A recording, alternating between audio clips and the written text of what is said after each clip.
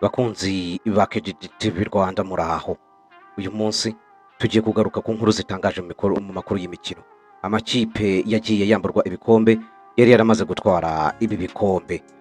Ibi bikombe byagiye byamburwa aya makipe kubera amakosa bagiye bakora. Tugiye kureba rero ese ni ayahe makosa baba barakoze, byabaye ryari, ese ibihano bafatiwe ni ibihe. Iyi ni KGTV Rwanda, ntugende udakoze subscribe.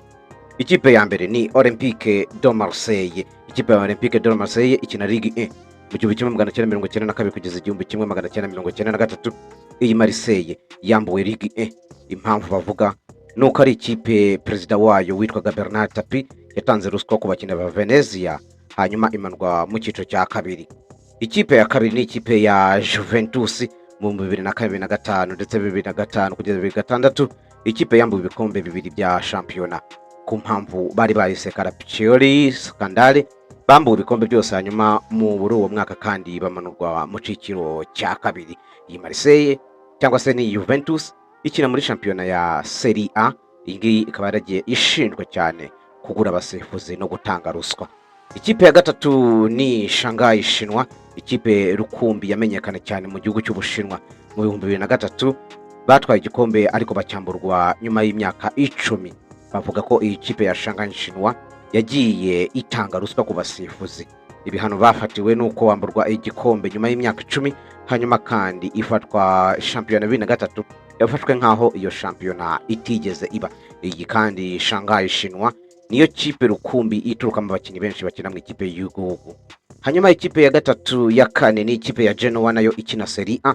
Genoa mu 2025 yambuwe Serie B, igikombe yari yatwaye ubwo yari igiye kuzamuka mu cyiciro cya mbere.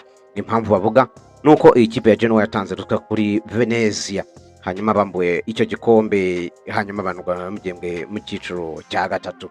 Ikipe ikurikiyeho ni Erngin Shinwa, iyi 1992 bambuwe High League. Ikipe kandi ikurikiyeho ni AC Milan. AC Milan ikora ikina Serie A mu 1979 n'1980. Abangaba ntago bigeze bamburwa igikombe, ariko bagiye bashinjwa ruswa cyangwa se match fixing. Muri uwo mwaka 1979 n'1980 bamanuwe mu cyiciro cya kabiri. Nicyo gihano gikomeye ikipe ya AC Milan yahawe. Ikipe ikurikiyeho ni Fenerbahce, ikipe ikomeye yagiye ikinamo abakinnyi bakomeye barimo Mesut Özil, iherereye mu gihugu cya Turukiya. Fenerbahce mu 2011 yakuwe no mu marushanwa yo ku mugabane w'Uburayi, ishinjwa kuba yaragiye yishyura abafana, abakinnyi ndetse n'abasifuzi. Fenerbahce ni ikipe muri Turukiya, iyi nayo yagiye itanga match fixing. Iyi rero yahise ikurwamo. Hanyuma ikipe ikurikiyeho ni ikipe ya Rangers mu 2011-2012. Iyi ngiyi kubera ibibazo by'imisoro yagiye ikurwaho amanota ndetse yaramanuwe mu cyiciro cya kane mu gihugu ikiniramo. Iyi Rangers kandi kuva uwo mwaka yatangiye bundi bushya. Ikipe ya Rangers kubera ibibazo by'imisoro byatumye imanuka. Ikipe ikurikiyeho ni Besiktas. Iyi ngiyi ni ikipe ikomeye cyane. Mu 2010-2011 yambuwe igikombe cya Turkish Cup. Impamvu bavuga nuko iyi kipe yagiye itanga ruswa. Indi ekipe yagiye itanga ruswa ni Besiktas Istanbul. Ikipe nayo yagiye ishinjwa ko yagiye ikora match fixing, aho yagendaga yishyura abasifuzi ndetse n'abakinnyi bagiye guhangana. Besiktas nayo n'indi kipe. Hanyuma haraza ikipe yitwa Partizan Belgrade, cyangwa se bayizi nka Belgrade. Iyi nayo yagiye ivugwaho cyane ku bibazo by'imisoro ndetse no kunyereza umutungo wa leta, yanga gutanga umusoro. Hanyuma iyi Belgrade nayo yagiye ishinzwa match fixing cyangwa se kwishyura abasifuzi, nyuma yaho yaje kwamburwa igikombe cya Turkish Cup. Hanyuma kandi iyi kipe ikintu ukwiye kumenya nuko ari ikipe mu gihe cyahashize yari ikipe ikomeye cyane. Iyi kipe yagiye itwara ibikombe bigiye bitandukanye mu gihugu ikiniramo.